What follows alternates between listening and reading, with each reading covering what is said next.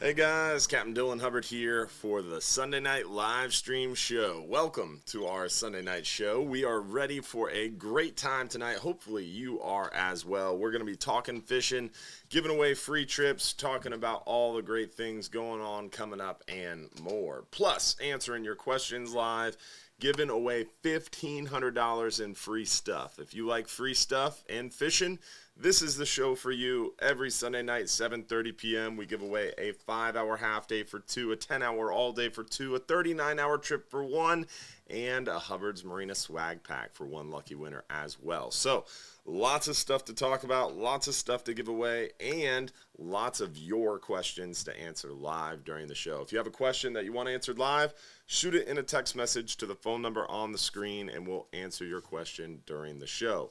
Also, want to make sure we start out by giving a shout out to our friends over at Gator Jim's Tackle, 3301 Pinellas Point Drive South in St. Pete. If you haven't stopped by to see our friends at Gator Jim's Tackle, you are missing out. Killer deals, huge selection, great people, really incredible shop. Stop by, say hello, tell them Hubbard's Marina sent you, and you won't regret it. It is really cool over there at Gator Jim's Tackle. Again, 3301 Pinellas Point Drive South in St. Petersburg. Check them out.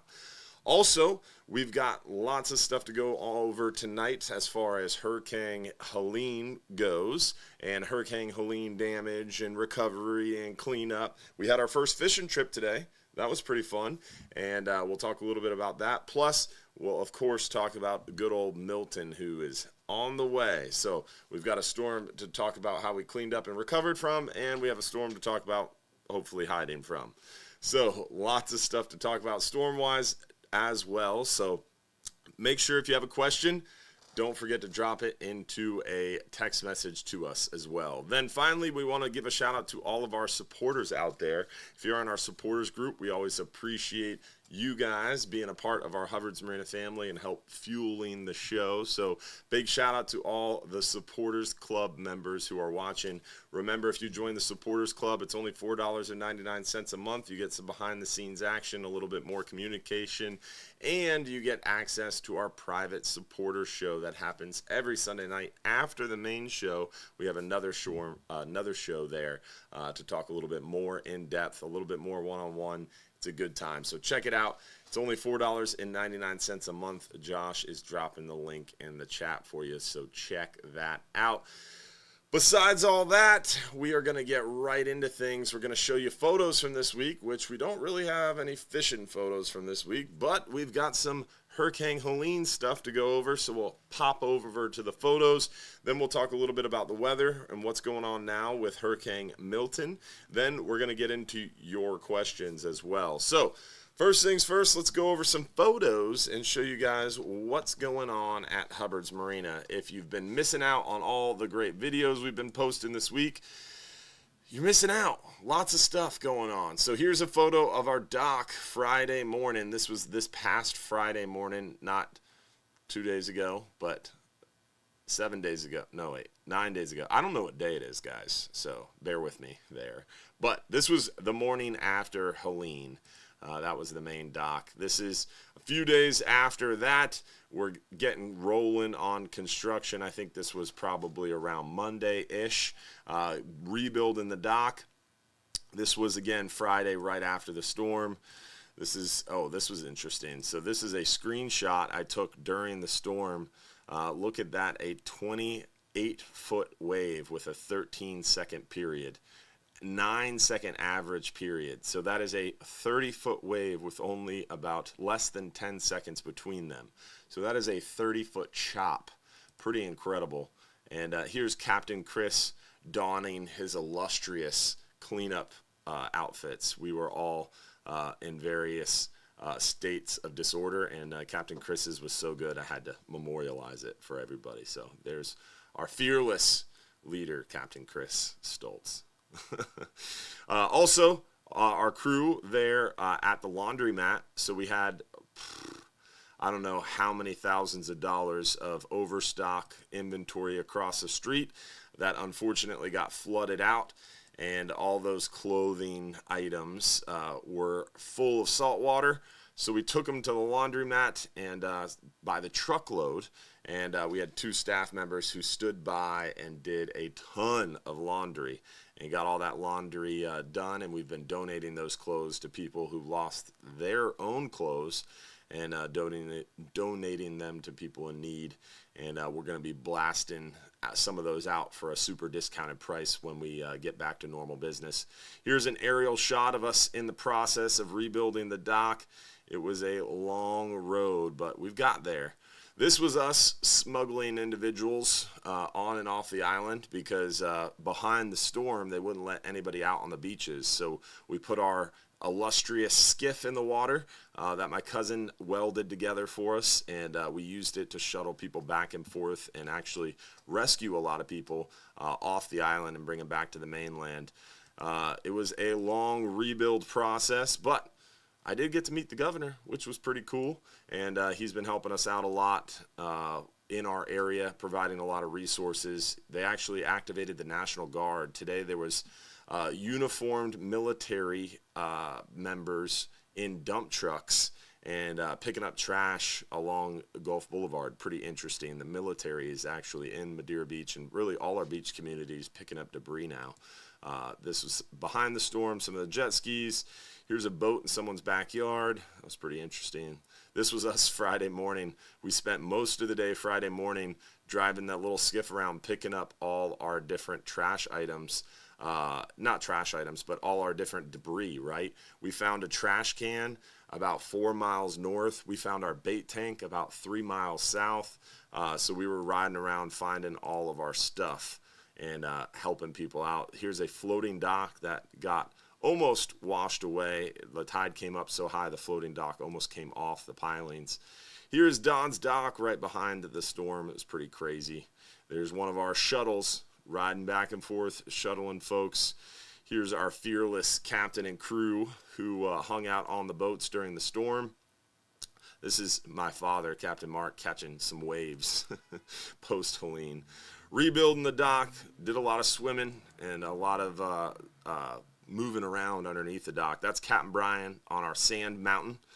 Pretty crazy. A lot of houses caught fire during the storm, so we got a lot of photos of the houses burning down, unfortunately. Like I think 3 or 4 houses caught on fire Friday morning there. Pretty wild. This is a jet ski in the backyard. There was a lot of boats in backyards for sure. It was crazy. It was wild. There's a boat sunk. This is John's Pass. This was Thursday afternoon. This was before the flooding got bad. This was okay flooding. This was only maybe 2 feet or so. It got another 6 foot after that. There's a sailboat up against the dock. A pontoon boat sunk. This is a, can we zoom in real close on that, Josh, to the wall? Oh, that's how you zoom. There you go. Secret weapon. So that is Hubbard's Marina Thursday night as the flooding was starting to get bad. You can tell the window was almost underwater, so that's about 4 foot. But it got really bad through the night, so this is not as bad as it got. So there's our Egmont Key ferry boat, survived the storm. That's on the backside. Boats here again is the beginning of the flooding. That's not the crazy flooding. That's just the start of it. Rebuilding the docks. Lots of photos of our boats. Pretty boats. They all survived. Here's our crew, hardworking crew and captains, shuttling back and forth off the island. This was pretty cool. Florida Department of Emergency Management, FDEM, dropped by and dropped off boxes, cases, pallets of boxed water. So it was pretty interesting. Emergency drinking water. Never seen that before, but got to experience it. Here is the governor and a bunch of elected officials who showed up. Linda Cheney here in the red. She's who helped get the money for us for the dredging of John's Pass. Big shout out to Linda Cheney. And governor snuck a photo with the governor, which was pretty cool. And there's that emergency drinking water again. I was interested in that. I've never seen that before. But more of the crew. There's some flooding. This was flooding Thursday morning. So well before the storm even got there, the high tide Thursday morning started to flood, and we knew that was a bad sign. It was a surefire, we're kind of in trouble sign. This was Wednesday, prior to the storm. This was our army of crew and captains preparing for Hurricane Helene. That's post-storm. Our Egmont Key Ferry gangway that goes from the boat ramp to our floating dock is obviously there in the water. Got ripped off the floating dock. Here's the completed dock. The dock looks gorgeous. Built a nice long cutting table, so now we'll have 4 cutting tables instead of just 3, and much more area to cut fish. And also you'll notice there's no divider down the middle of the dock, so it is extremely spacious. Same size dock, but without the divider, it seems much more spacious. So that'll be really cool, and I'm excited about that. It was difficult to get done, but we got it done. Here is the start of our trash pile. Trash pile grew. It was crazy. Here's the start of the sand removal. We got about probably 20 truckloads of sand removed from the parking lot. Here is before Hurricane Helene, so keep that in mind. Here's a shot of the state of Florida. This is what it normally looks like before Hurricane Helene. There's a after photo coming up as well. This was our first ride out to Johns Pass behind the storm in this very small, sketchy skiff. I was getting soaked, and we did a live news broadcast from the back deck of that little skiff. It was pretty funny. That's Jimmy Petronis, the CFO of the state of Florida, really good dude. Helped out with insurance payoffs in our area, which was cool. More laundry, lots of trips to the laundromat for sure. That was never ending. These are the videos. Oh, this was interesting. This was, can we play this? Yeah, oh, okay, just hit the button. This was us dumping thousands of dollars in frozen bait that was thawing out because we didn't have power. And before the bait went bad, we wanted to get rid of it so it didn't cause leakage and rotten bait. So that was interesting. A lot of you guys have seen most of these videos. We do have one video in here that I do want to show you. Oh, here's Jack working. My son was working pretty hard. We put him to work. And my son showed up probably 3 or 4 days to clean up, and taught him how to use a hammer. He had his little tool belt going. It was pretty funny. I do want to show you one video in here. It was pretty interesting of the rebuilt dock. Maybe we'll go full screen for a minute. Josh, can you bring up the big grid so we can skip forward? Josh is gonna pull it up. Oh, these were cool photos too. Scroll up a little bit. We missed this one. Didn't show. Oh yeah, here. So this was, we showed you the before photo of the state before Helene. This was after Hurricane Helene. See how the water is completely changed in color? It looks like the state is bleeding.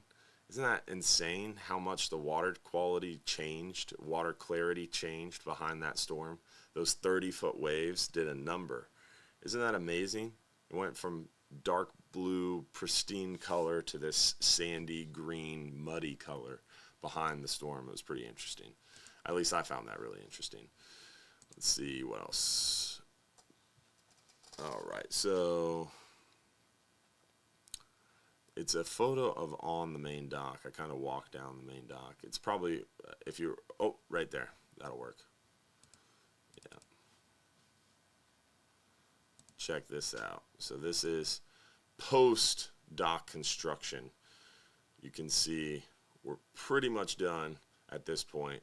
Just had to clean it up. And they're building the cutting table. But amazing how much work we got done in a very short amount of time. Absolutely insane. The work that our team put together. We're super blessed to have lots of volunteers as well. Big shout out to Ronnie and Woody and Jim and a bunch of other folks from the community who joined us and made it all possible. And couldn't have done it without the volunteers and the crew. Really, really awesome to see everybody come together for sure. So those are some photos and some videos. If you want more of that, definitely check out our YouTube channel or our Facebook page. We've been posting long-form videos quite a bit. Really interesting video was posted yesterday afternoon with Jason Boyle, who actually stayed at his house in Madeira Beach through the storm, and floodwaters came up to him on his neck, and he was literally at one point in his kitchen climbing up on his counter to survive the floodwaters.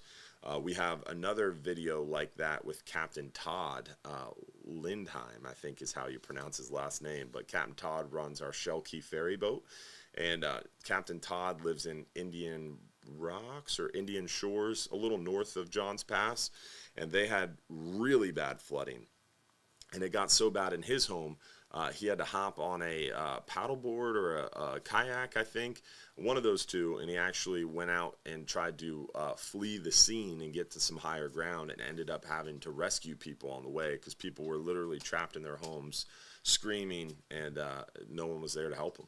So people were literally riding around in boats and kayaks and rescuing neighbors, and Captain Todd did that during the storm. So really interesting interview with him, and that'll be posted tomorrow to our Facebook and YouTube and stuff like that. So we're going to do some of those interviews with folks and get some of the stories from the storm and kind of post them on our pages, just to tell a story, just to memorialize the story and what people went through. It was pretty horrendous. Hurricane Helene did a lot of damage, and we're blessed. All of our Hubbard's Marina family members, our team members, are safe. Everybody survived the storm. But a lot of people lost everything. We have crew members and captains who lost their homes, their vehicles. It's really, really devastating. 13 of 82 employees lost either a vehicle or their apartment or both. So like almost 20% of our staff were heavily affected by this storm. Josh just dropped the link in the chat. If you go to hubbardsmarina.com, we'll show you here real quick. If you go to hubbardsmarina.com and go on to our website page, you'll hit the home page. Right at the top of the home page is this little Hurricane Helene information thing. You can hit click here, and it's going to take you, or you can, in the top, you'll see here, there's a Hurricane Helene relief option. And you can check out that Hurricane Relief page where it has drop-off locations if you're looking to drop off supplies. And it also has the GoFundMe page if you want to donate to the staff affected.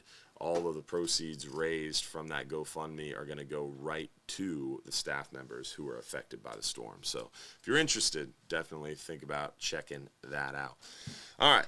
Let's see here from our illustrious buddy, Captain Mike Anderson. What's going on, man? Hey, I just, my people canceled for Wednesday. You want to go fishing? I would love to go fishing Wednesday. We went fishing today, finally.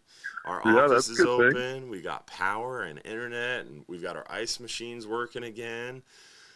Good. But unfortunately, we just are a little too busy to go fishing because we're going to be busy preparing for a storm and then hunkering down. It is pretty crazy what's going on right now. Yeah, it's a little bizarre. I'm not from here originally, but I've been here for a long time. I've been here since January 1990, and I've never seen anything like it. I'm not even sure how to think about it. It's just a little crazy, just you try to deal with all the feelings and emotions and stress that came with the last one, and then to have one right here kind of pointed almost right at us is a little crazy. So surreal. It is surreal. It's very surreal. It's and it for fishermen, and you'll know this. I mean, maybe some of the listeners who just fish recreationally, but when you're on the water all the time, when it's what you do for a living, it's really weird to be displaced from it because it screws me all up. And I deer hunt for a week here and a week there and some stuff like that, but it's weird how even a week away, I'm ready to get back on the water. Mm-hmm. No matter how good or bad your trip was, your last trip before you go a week or whatever, there's a feeling to running that boat that first morning out to catch bait and I've been doing it so long, it's just weird to just not be on the water all this time. It's just very odd. So hopefully we'll get through this, without too much damage and can just get busy and putting everything. Get busy putting it back together and talking fishing. We had 2 radio shows this weekend, and we weren't able to talk a whole lot of fishing. Yeah. So which is okay. Yeah, I mean that part's okay. I mean, I thought it was interesting when I talked to John Momola, the program director over there, who was engineering our show on Saturday, and he said, hey, it's probably the 1 or 2 shows on all of the radio stations in Tampa Bay that have the most truly affected people, because it's probably the most coastal shows. Yeah. I mean, all the shows have a lot of people who listen on the coast, but our show, most of those people, live on the coast or enjoy the coast or enjoy the water, or, so it's just weird. Just a weird time, It is. But we'll get through it. We'll get through it even stronger. And my dad said it best, man. We're going to build back better and make fishing great again. It's one of the all-time, it's one of the all-time greatest comments to ever go down on Real Animals Radio. There's no doubt about that. Josh, my dad called into the radio station. We're live, and he says, we're gonna build back better and make John's Pass great again, is what he said. It was absolutely a classic. And if you know my dad, he was not trying to be funny, but he was really funny. He was funny, yeah. It was a Hubbardism. Hubbardism, I called it on the way home. I'm like, that was a classic Hubbardism right For there. Sure. No doubt. Well, I just wanted to call in. I mean, obviously there isn't a whole lot of fishing to talk about right now, but just, praying for everybody, and everybody keep your heads down. We'll come out of this and bond together and help your neighbors, and we'll put it all back together and get to, like you said, get to some normalcy, get to some fishing and doing what we do. Yes, sir. And on the fishing note, I mentioned to you Saturday during our radio show how John's Pass is seemingly teeming with life, with tons of bait and ladyfish and mackerel and bluefish and trout and tarpon and plenty of snook and mangrove snapper and all that good stuff. Well, today, one of our dock masters, who's all ate up with fishing, Nate, he showed up. And today we kind of took a break, told everybody, hey, stay at your house, get your house prepared for Milton, take a day off, because we've all been working every day, all day since Helene, cleaning, prepping, rebuilding. So we gave everybody pretty much the day off to relax, recoup, and prepare themselves for the next storm, so we could tomorrow launch into prepping all day for this next storm, and hopefully tomorrow we'll have the opportunity to seal everything up, close everything down, shut down Hubbard's Marina, batten down the hatches, so then Tuesday our staff can finish preparing their own homes before Tuesday night and Wednesday when we start to feel those effects. But he showed up, and I'm like, dude, there's nothing really going on. He was like, all right, cool, I'm going to go fishing. Dude, within 15 minutes, he shot me a photo of the biggest bull redfish that I've seen in a while, and just really, nice. He said there was a huge school of them moving through the pass, and they were just eating everything. So, well, that's a good sign. Yeah. That's a good sign. It's that time of year when we normally start to see them. October and November, we usually start to see those big schools off the beaches. Well, they're starting. If you get out there on the beach, and just look for the big man of war birds, and they will, they will show them to you. Any paddle tail jig, just make sure you use kind of a heavy. I think the trick to catching those fish is using a heavier than normal jig head. Mm-hmm. Maybe even go up to like a half ounce, because they'll show themselves and the birds will go down on them. Mm-hmm. So as you approach them, they'll go down, but they don't normally run off. Mm-hmm. I've had some really good days out there, and I've out caught some other boats that were out there. And I think that was the key, was that I was using heavier jig heads. If you got a good cast where they were, we got bit on just about every cast. And I think it was the heavier jig heads getting down into those fish quicker than what everybody else was doing. They were all throwing like quarters, and I was throwing halves, and they were just getting down really fast, and you were able to pick some off. So Have It's them ready super this cool. time of year for sure. Yeah, super cool when those fish get on the beach like that. It's pretty exciting, and again, one of those things we can look forward to once we get past these storms. I also want to give some credit to you and and your team over there. Y'all's ability, man, just to take care of your people and take care of John's pass and all that really should be applauded, my friend. You do a really, really great job, like giving everybody a day off today so they can get organized in their own world. And, there's a lot to be said for taking care of your people, and I think that's one of the reasons that Hubbard's is so successful and it's been around so long. And I don't know if your dad taught you that or that's something you brought to the business. It doesn't really matter either way, but I just, I want to hats off to you, bro, because it's, again, I think it's one of the reasons you guys are such a successful and booming business here in the Tampa Bay area because of the way you take care of your people. Like I said Saturday, man, we have an amazing team, and it's all thanks to them, man. We couldn't do it without them. So people are the most important part of it, and that's the secret sauce at Hubbard's Marina. It's hard to replicate it because you don't have our team. So we're very blessed for sure. And yeah, a lot of business owners aren't that smart, dude. They start to make some money and they start to trip all over themselves and think it's them, and they forget the people that are behind the scenes making that whole thing go. So, hats off to you for figuring that out and understanding it and taking care of such a great company that does so much for our community, man. It's just hats off to you, bro. Nice work. Man. Appreciate you, buddy. Always good to hear from you. Thanks for giving us a shout. And did the Packers win today? Yes, we did. Okay. Yes, we no wonder did. he's in Yes, a good we did. mood. I am in a good mood. Yeah, I would have been in a bad mood because we were winning and the Rams were driving, but the defense held tight, so I would have been in a bad mood. Yeah, but we'll take it. We'll take it. It's kind of like the Bucs game. Oh, that was tough. Yeah, tough. It was a tough one. Yeah, we had it and we lost it. We did. Yes, we did. We'll get them next weekend. It's all good. They're going to get a big rest here because they played on Thursday night. We'll regroup next week and get a big win. Amen to that. Thanks, Mike. Appreciate it, buddy. Stay safe this Hey, week. you guys be safe as well. Take care. Talk See soon. you, buddy. See you. Always a pleasure catching up with Capt Mike. We've been talking for a few weeks now, probably a few months now, about October 8th, this Tuesday night, the Bartow Ford Real Animals Fishing Conversation, how myself, Captain Travis Thompson, Capt Mike Anderson, we're going to be there. We're giving away food and rods and reels and coolers. Unfortunately, is canceled due to Hurricane Milton. So no Bartow Ford Real Animals Fishing Conversation this Tuesday night, unfortunately. But we're going to reschedule, and we'll get something back on the books, and we'll let you guys know when it's coming back up. So stay tuned for that. So unfortunately, nothing Tuesday night. Stay home and prepare for the storm.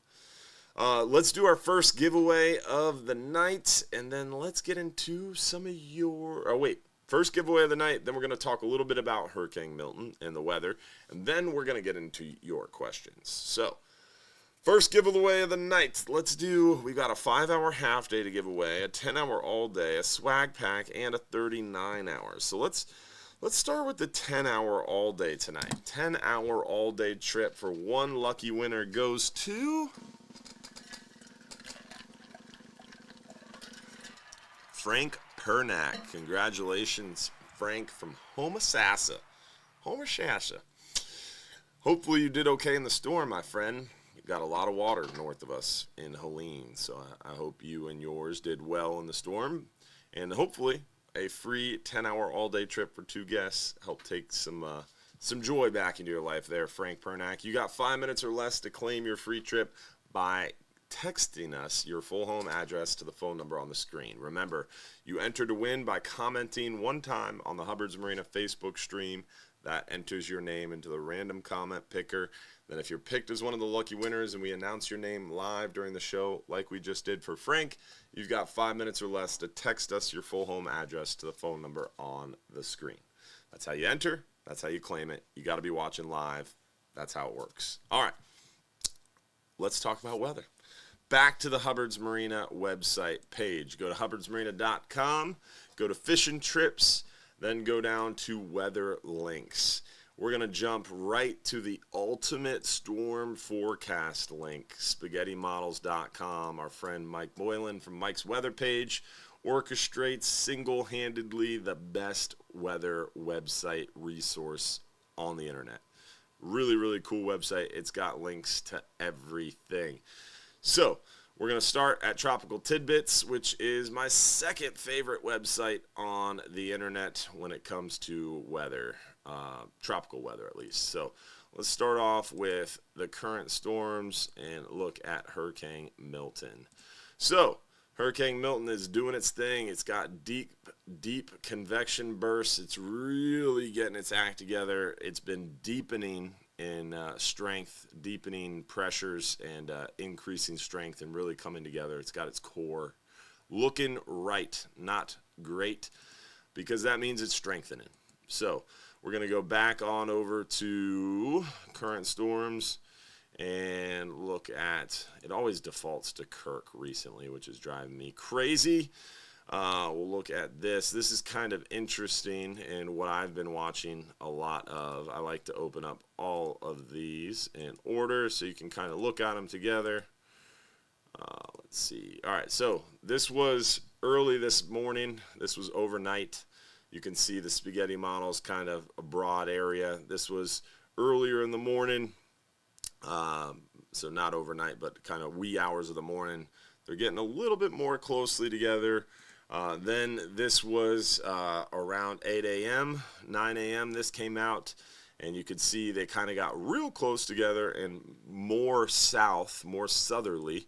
And then this was around 2, 3 p.m. They spread out a little bit more, and some of them moved north of us.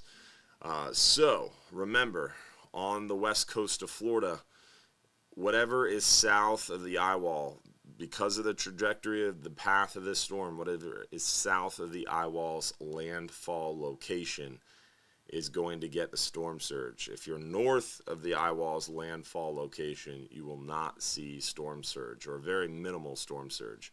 You'd have to be real close to the eye wall's landfall and north of it to get any surge at all. So basically, if it makes landfall in like Sarasota, we wouldn't have surge issues. We would have just wind issues. If it makes landfall in Fort Myers, we wouldn't have any storm surge, and we'd have very minimal wind issues. If it makes landfall in Clearwater, just north of us, we would have extreme surge issues and very big wind issues. So worst case scenario, it makes landfall just north of us or hits us directly. Best case scenario, it makes landfall south of us, preferably the further south, the better. Unfortunately, if it does that, it hits other friends. If it goes north of us, if it goes south of us, someone's going to get hit by this thing, and whoever is south of the eye wall's landfall location is going to get the worst of it. Intensity models have been all over the place, but it is getting its act together and most likely going to be a Cat 3, probably a Cat 4, maybe a Cat 5, but then it does start to break down before it makes landfall. So all the models agree it's going to peak, and then once it peaks intensity, it's going to lose intensity as it makes landfall. So good news is it's going to get weaker on approach. Bad news is it's going to get really strong first, and it's going to scare everybody. So as they start talking about Cat 4, Cat 5, people freak out, lose their minds, and panic buy toilet paper and gasoline. So we've already seen that today. The panic purchasing is in full effect already. Let's go over to some models. Not going to spend a ton of time here because you guys can all look this up yourself, but it's always interesting. Can you zoom out a little bit? Perfect. That's good enough. All right, so actually I need a little bit more. Just kidding, right there. All right, so this is GFS, which is kind of the more outlier. It has it going a little bit further north at a 959, which is a pretty strong storm, but not crazy, but not a good location for us. That would be a lot of flooding, not a good situation. The Euro model kind of sucks on intensity, so it has it at a 987, 990. 970, so like a Cat 1 basically. But like I said, the Euro kind of sucks with intensity, unfortunately, so we can't really count on that.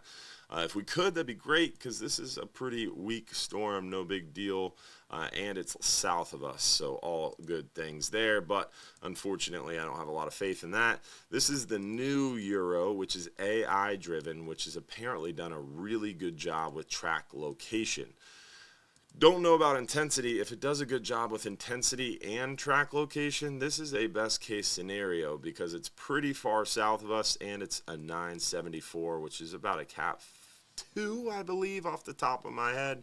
So a Cat 2 pretty far south of us, we would be gold. No surge, no serious wind.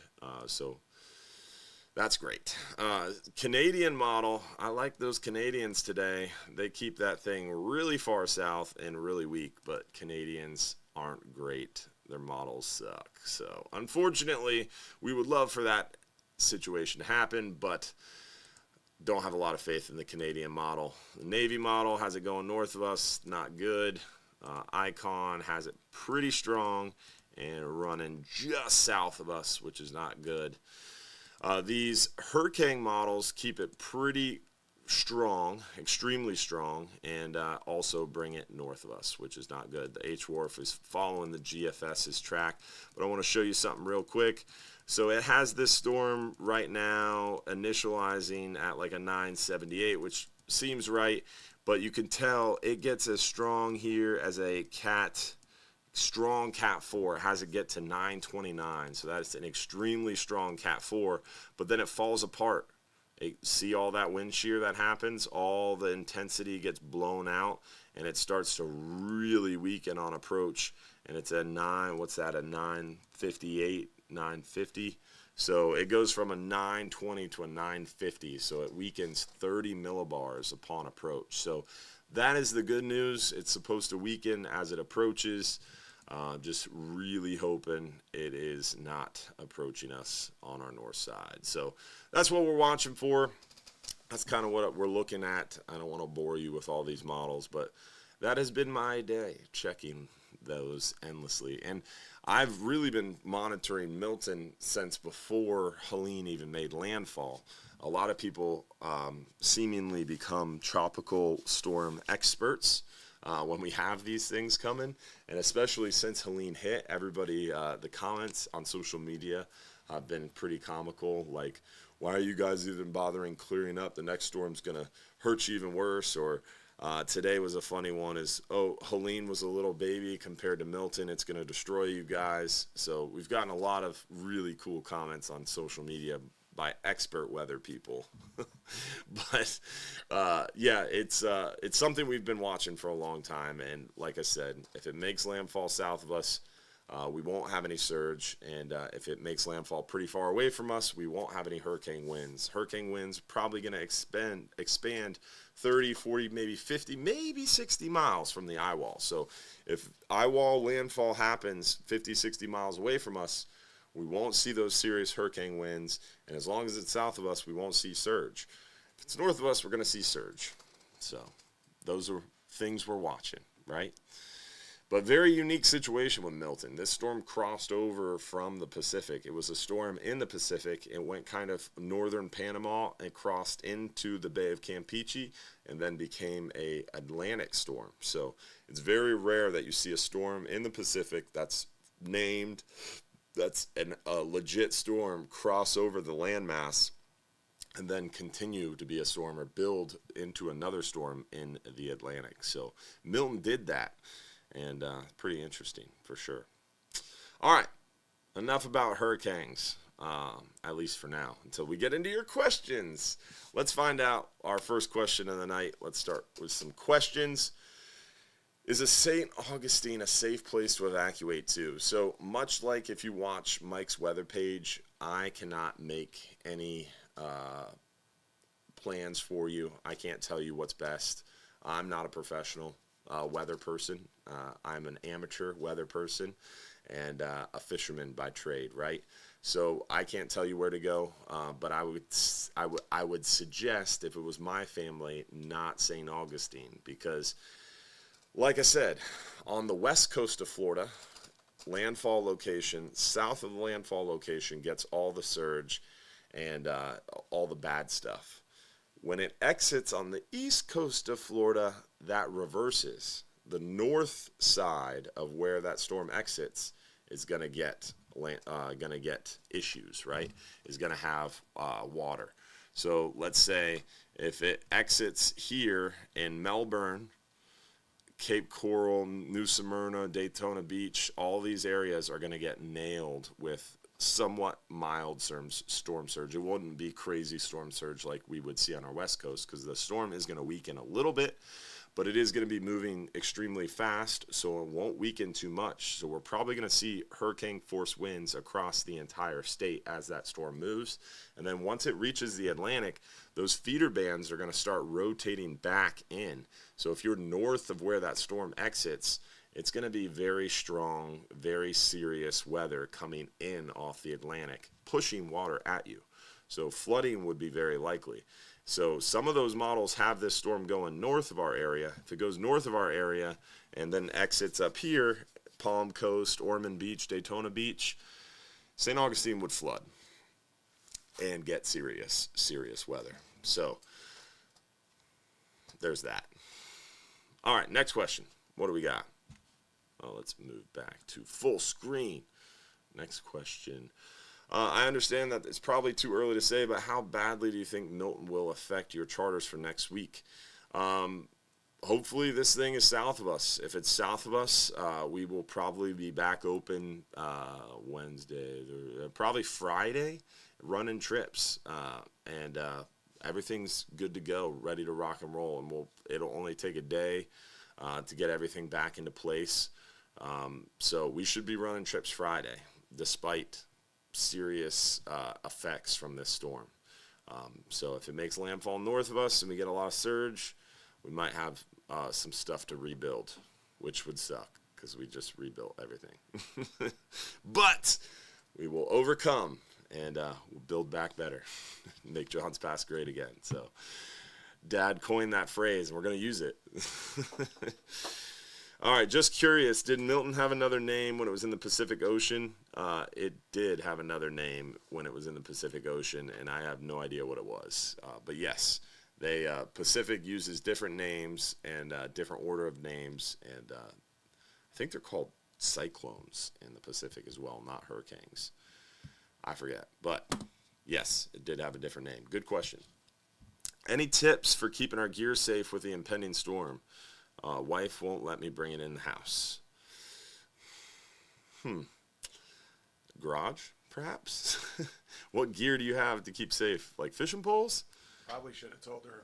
Excuse me. You probably should Josh, have told her how much. you're not married, so be careful what you say. I was married before. You probably should have told her how much it was. It actually cost. Yes. Then maybe she'll let you bring it in the house. Yeah. You probably didn't tell her how much it cost originally. You know? Yeah, it depends on what gear you're talking about, but storage facility is always a good idea.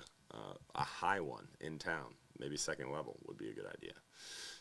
All right, so next question. How much damage was done to Shell Key, Egmont Key?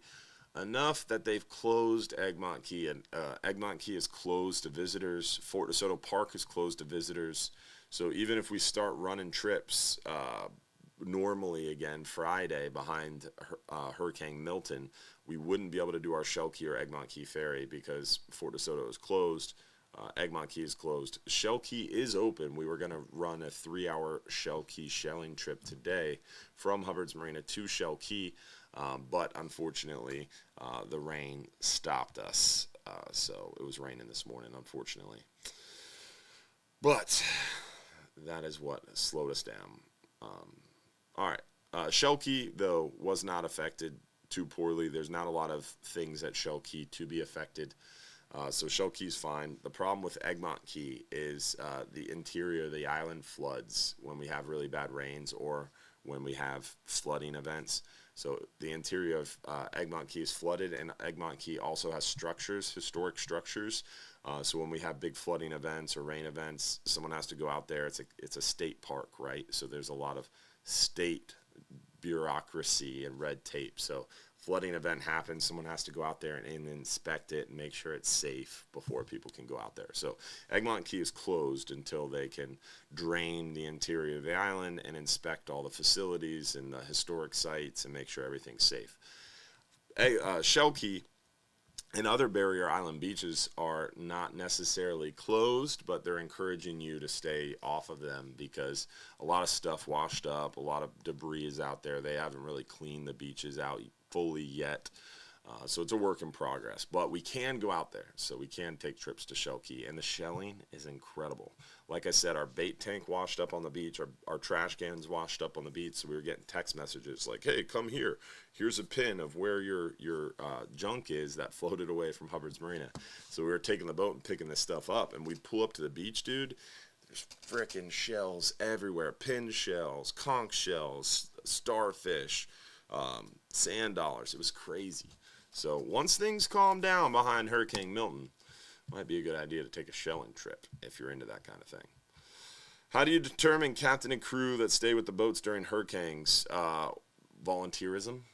So we open it up, and they are compensated well. So generally is somewhat easy to get volunteers. We also put some high-quality food on the boat, so between the compensation, the food, and also it's a pretty safe environment, right? Because the boat doesn't flood. It rises with the water, and then also tucked back there in the Back Bay waters, it's a pretty nice ride, and doesn't lose power because it has its own generators and motors, and you always have lights, you always have AC, you always have the hot showers, at least a boat shower, so somewhat hot. But it's nicer than losing power and worrying about flooding if you live on the beach, right? So hot food, cold drinks, shower, AC, sounds pretty nice, right? So volunteerism. Plus you get paid to sleep. Not many people can say that. What should I use to catch amberjack bait on the 39-hour? Sabiki or just catch smaller bottom fish? I would do a 5-hour half-day trip before your 39-hour trip. That would be your best idea to catch bait because you're going to get a bunch of those gray snapper or white grunts, porgies, big squirrel fish. They work really well. Or if you don't have time to do the 39-hour or the 5-hour before your 39-hour, what you could do is catch some bait on the dock or around the bridge before you go fishing. Or you can always try to catch some smaller fish out there like the porgies. The knobbed-eye porgies are unregulated, and you can use them for bait. So work pretty well for sure. All right, so what else do we got? What other questions do we have? Question from TikTok from Shannon. Do you think that since the dunes are gone, the storm surge will go further inland? The storm surge covered all of Madeira Beach, so it didn't matter. It just pushed over the dunes, and the dunes ended up in the street. So all of Madeira Beach was already underwater, so it can't get any worse than that. Unfortunately, Helene covered our island with water, so if the storm surge is higher, it's just going to cover it with more water. As far as it reaching more inland, the dunes wouldn't stop it or slow it down. I see your point, and I'm not laughing at your point. I'm just saying I'm laughing at the situation, right? The dunes wouldn't slow it down, to answer your question. Where did you move the boats to? During Helene, we hid the boats in the back protected bay waters. For Milton, we have a few different plans. If it makes landfall south of us, and we're pretty confident on a southerly track, we'll keep the boats at the dock because we'll get an east wind. The bows of the boats will be right into that wind, and we'll lose water. So much like Irma, when it made landfall to our south, much like Ian, when it made landfall to our south, we lost water, and the boats sat at the dock in very, very low tide conditions, and they just sit in the mud, and it's no big deal. So making landfall to the south, boats stay at the dock. So we're going to watch the 11 p.m. update and the 5 a.m. update, and if it moves south, that southerly trend continues, we'll be leaving the boats at the dock. If it continues to potentially bump north, or that northerly track making landfall north of us is a concern, or if we're thinking it might come closer to us, the boats are going to be making a little bit of a trip. They're going to be going on vacation.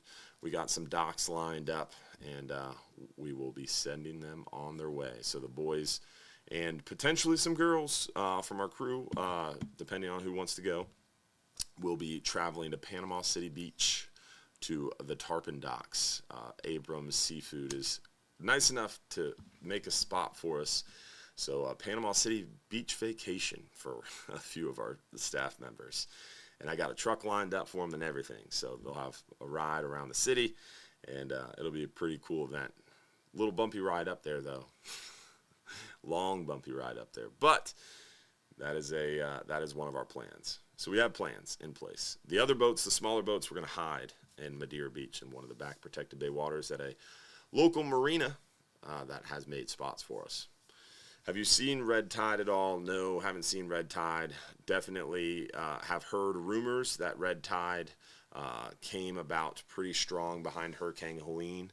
FWC was doing some posts that there was a lot of red tide in the area, but haven't seen any effects, haven't seen any fish kills, haven't really experienced any issues from the red tide following Helene. But unfortunately, the news is that it is around.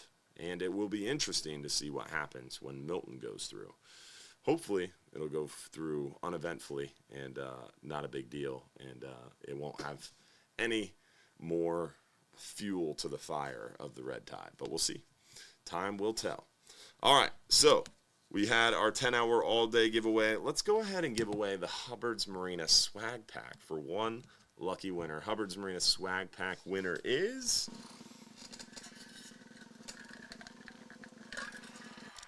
George Heron. Congratulations, local in Clearwater, getting that Hubbard's Marina swag pack. You got 5 minutes or less to text us your full home address to the phone number on the screen and include your t-shirt size so we can get you out that swag pack. All right, next question. With these back-to-back storms, how long do you think it's going to take for the fishing to be any good? The fishing was decent today. Unfortunately, we couldn't get out there very far on the all-day trip because of the weather. It was blowing pretty strong out of the east, and we knew the weather was going to pick up, so that the 10-hour didn't go out very far, but they ended up catching some pretty decent numbers of gray snapper, some big sea bass. We didn't have any live shrimp, so we couldn't really target the hogfish too much, but definitely a lot of life out there, and the water is already calmed down and cleaned up behind Helene. So, like I said, if Milton doesn't affect our area too badly, the water should calm down and clear up pretty quickly, and potentially fishing could be pretty good again. I would say through the weekend it would be improving, but it depends on where Milton goes, its effects, its surge, how strong it is when it makes it to us. A lot of different variables will come into place, but stay tuned and we'll let you know. Next question. Do you have an age limit for the fishing trips? It depends on which fishing trip you do. We have age suggestion limits, I guess you could call them, for a specialty trip. So 12-hour night snapper, 12-hour extreme, 39-hour, 44-hour. The age limit is 13, but that is very flexible. If you have a 10-year-old who's a taller, bigger kid, more mature, and they've done a 10-hour trip a bunch of times, then they're ready to try a 12-hour trip, we're going to be flexible with that. The rule of thumb is 13. Remember, if we're going on a specialty trip, deep water for big fish, putting a small child who can hardly see over the rail, who can't hold that big fishing rod and can't fight that big fish, it's not really worth it for them, for you to spend the money to take them fishing, and then also it affects the people around you, or around them, because they aren't able to monitor their line or fish effectively, right? But if they're a taller, bigger, more mature, experienced fisherman, even if they're younger, they can go out there on those boats. I grew up fishing long-range trips. I was a taller, bigger kid, as you can assume. And also I was blessed to grow up fishing, so I did a lot of fishing trips, and I was a more experienced angler. So it wasn't a negative impact on others, so it worked out, right? And it's the same rule of thumb for everybody else. So we have an age limit, but it is a very somewhat loose age limit. So as long as you're willing to work with us and your child is mature and large enough to handle those big fish, then we can kind of work with you. What is this? But as far as like the 5-hour trip, it's family friendly, man. I've seen a nursing mother nursing an infant child catching gray snapper on a 5-hour half day. I've seen it. Also, 10-hour all day trips. I've seen 5-6-year-olds have a great time out there. I've had 2-3-year-olds do terribly, so you have to be familiar with your child and kind of make that judgment call yourself. But 5 and 10-hour trips, family fun, family friendly. Specialty trips, as you get longer, need to be more experienced anglers. All right, what's the safest way to store your boat on a trailer in a driveway for the storm? Depends on where you're at, what you're doing, what kind of boat it is, how big is it. There's a lot of different things that go into it. Like if you have a small John boat and you live in Lakeland, this storm is going to go inland really fast, really quickly. And a small John boat can be lifted up by the wind. And if you're in Lakeland and this thing goes towards Lakeland, you could potentially see 100, maybe 110 mile an hour wind, maybe 120 mile an hour winds. And then all of a sudden that aluminum John boat becomes a projectile. So you put the plug in that thing, you fill it full of water, and you tie it to a tree. If you've got a 40-foot center console, you don't want to fill it with water. It's going to break your trailer. It's going to cause a lot of problems, and it's not going to blow away anyway. You'd want to pull the plug and secure it to the trailer, secure it to things around it. If you're in let's say Zephyr Hills and you're not worried about surge, then you wouldn't have to tie the trailer off really. You just want to make sure it doesn't blow around in the wind or the boat doesn't fall over, so you'd strap it down really well. So depends on where you're at. Is surge a concern? If surge is a concern, you want to make sure that it's not going to sink and it's not going to float away on you. If wind is a concern, you want to make sure the boat is weighted down and it's not going to blow away on you. If it's a bigger boat, you don't have to worry about it blowing away from you, but it could blow over. If you've got a T-top on it, you want to take the canvas off. It's going to rip the canvas. So you have to be a little bit more specific, and I can help you a little bit more. All right. Live in Northport with a 20-foot Key West. Oh, there you go. So if you live in Northport, flooding is a concern. So I would make sure that I would honestly take the boat inland, get it away from the surge concern, and then at that point, make sure your T-top canvas is off of it. Make sure it's secured to the trailer, and if you can, maybe tie the trailer down so the boat doesn't flip over if there's a strong wind. But yeah, towing it away from the water is a good idea. It's a 20-foot boat, so hook that thing up to a truck and take it away from the coast and go park it somewhere. Let's see. So how many folks on social are saying they regret evacuating because they weren't allowed back for 4 days and they were punished for doing the right thing? Any thoughts on that? Yes and no. That was a big conversation during Helene. They did mandatory evacuations, and they call it mandatory evacuations, but this is America, and they can't make you leave your house. I remember when I was a young child, my father did the same thing. We didn't leave for storms. We had boats at our house. We were there monitoring the boats through storms. And it would flood. One time we got water up to the back door and flooded the house a little bit. But the cops would come to the door, like go through the neighborhood on the loudspeaker, like mandatory evacuation, you have to leave, you have to leave. And one time we even had the cops knock on the door trying to tell my parents that they had to leave. And we never left. So they can't make you leave.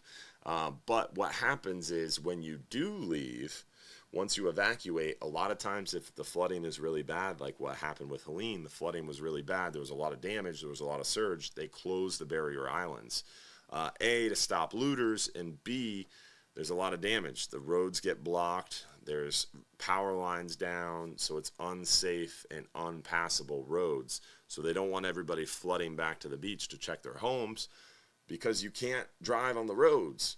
So people were like, we're being punished. We can't go back to our houses. We can't access our property because we're not allowed on the beaches.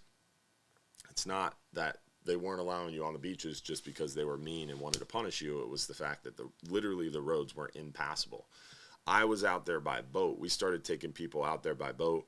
Homeowners would call me and say, hey, I heard you got a boat out there. Can I hop on your boat, and can you take me to my house so I can check on my property? So we did that all day Friday, Saturday, Sunday, Monday, until they opened the beaches up.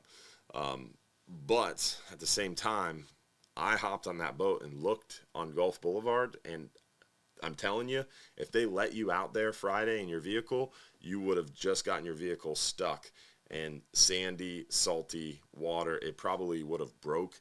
You would have been stuck. You would have had to been towed out, and the tow vehicle would have come and gotten stuck too, because the roads were truly unpassable. Even in my big truck, I wouldn't have driven on the beach, even if they let me Friday. But they wouldn't have let me, so that's why I had a boat, and we were smuggling out to the island. It's not that they wouldn't let you on the island. They wouldn't let you drive on the unsafe roads. So I heard a lot of people saying, hey, we're being punished because we did the right thing and evacuate. I understand the thought, and I would feel the same in their position, but I saw it firsthand, and there was no way, even if they let people out there, there's no way you were getting to your house because the roads were that bad. There was literally boats in the roads. Treasure Island, there was when you go over the Central Avenue Bridge and go on to Treasure Island, there was probably 70 boats in that road. They had a crane come out and picking up boats. It took them days just to make the roads passable. It took probably at least 48 hours to make the Gulf Boulevard in front of Hubbard's Marina even walkable. It was insane. So pretty crazy. So that's why they weren't letting people out to the barrier islands. And then as soon as they got the roads passable, they opened the beaches. The problem is they have to open the whole beach because that's controlled by the county. So that's when it kind of gets in a sticky situation. Like I don't think they open the beaches to residents and business owners until like Tuesday. And the problem was Monday, they probably could have opened a lot of beaches, but certain areas were a little still damaged, and the county is the one who makes the decision. So the county is going to open the whole county beach from Sand Key to Paso Grill in one foul swoop. So they are not as nimble or as swift as like if Madeira Beach was like, yeah, you guys are good, come check out your houses if you live in Madeira Beach. It wasn't like that. The city didn't control it, the county did. So that's where it got a little bit like, hey, you can let people back on Madeira Beach. At least certain parts of Madeira Beach were passable Monday or Sunday, but they didn't let people back on the beach till Tuesday or whatever it was because the county had to make the call. Interesting bureaucracy at work, for sure. So I hear what you're saying, but there was at least somewhat of a logical reason behind it. Somewhat. So I see both sides of it, to answer the question. But a good question. But also, if you did not evacuate, you literally were stuck in your home. No one was coming to save you unless you had a neighbor with a boat. And literally, people were trapped in their homes. My friend, Joey DeLosa, who owns DeLosa's Pizza, they were trapped in their home, and the flooding got so bad they had to break out a window and swim out of the window of their home to a neighbor's house to get out of the storm surge. And I can't tell you how many stories I've heard like that. One friend of a friend, I heard the story, him and his daughter were at home, and the flooding came up so fast they got trapped. They had to get on an inflatable mattress and were literally paddling to higher ground when they literally saw their neighbors at the windows screaming for help, and they had to go over there and break the glass and save their neighbors. So, I mean, it gives me the chills to think about. So if you didn't evacuate, or if you did evacuate and you felt like you were being punished because you couldn't get back to your property right away, I see your point, and I see how it could be frustrating. But also, if you didn't evacuate because you wanted to make sure that you were at your house right away, you could have potentially been dealing with a real-life nightmarish situation. That water came up so fast, there was no way to escape it. Really scary. So watch that video with Jason. He tells the story. He stayed in Madeira Beach. He didn't evacuate. And he told me he will never, ever, ever, ever do that again. If they order an evacuation, he's leaving because he didn't want to experience that again. You'll hear the same thing from Todd during his interview as well. All right, next question. How old was the main dock you repaired or made great again? Did you make any improvements, such as using structural screws, lags, clips, blah, blah, blah? We don't use nails for sure. We use very long stainless steel screws for decking, and the actual cross members are lag bolted together. So docks are constructed a very, very kind of standard way, and we use the standard construction methodology. We actually added a little bit more cross members to it, and we didn't add back the divider. So in my opinion, the dock is improved greatly because it's got more structural support, it's more solid, it's new wood, and then also no divider. So it's a little bit wider, seams more wide. There's just so much room for activities. It's cool. All right. How do you keep the team motivated after cleaning everything from Helene and then getting hit with Milton? Man, I would say that's a thing I've been struggling with myself, but the only thing I can do is just keep going. As a leader, as an individual, you have to keep going. These things are out of our control. I can't control the weather. You can't control the weather. We have to deal with the cards we were dealt, and you got to make lemonade with the lemons, right? It's the price of living in paradise. We live where a lot of people vacation, right? We're blessed to live in this slice of heaven, but there's a price we pay, and that's dealing with these tropical systems. And we get to have one of the greatest jobs in the world, working on the water and having fun in the sun and going out and enjoying the beaches and taking people fishing and making memories and having a good time out in the water. But there's some not so glorious sides to that, right? We have dock days where we have to change oil, we have to clean bilges, we have to take the trash out, we have to scrub the boats, but we also have to rebuild from hurricanes. And unfortunately, we just got done rebuilding from hurricanes, and we got another one coming. But we've been through this. 2004, 2005, 2007, 2009. We've been through really strong, busy hurricane seasons. We've been through hurricane damage. We've been through Ada. We've been through Adalia. This is something we've seen before and something we've conquered before. Hubbard's Marina has been around 100 years almost. So we will survive because of our team, because of our Hubbard's Marina family, because of people like you watching who make it all possible as well. So it's frustrating, concerning, angering, but you just got to stay positive. Life can't keep you down. It's your decision how you react to it, right? So stay positive. One foot in front of the other and work the problem one step at a time. That's it. All right. We've given away a 10-hour all-day. We gave away our Hubbard's Marina swag pack. I think now it's time to give away a 5-hour half-day. 5-hour half-day for one lucky winner for two people. 5-hour half-day for two. For one lucky winner goes to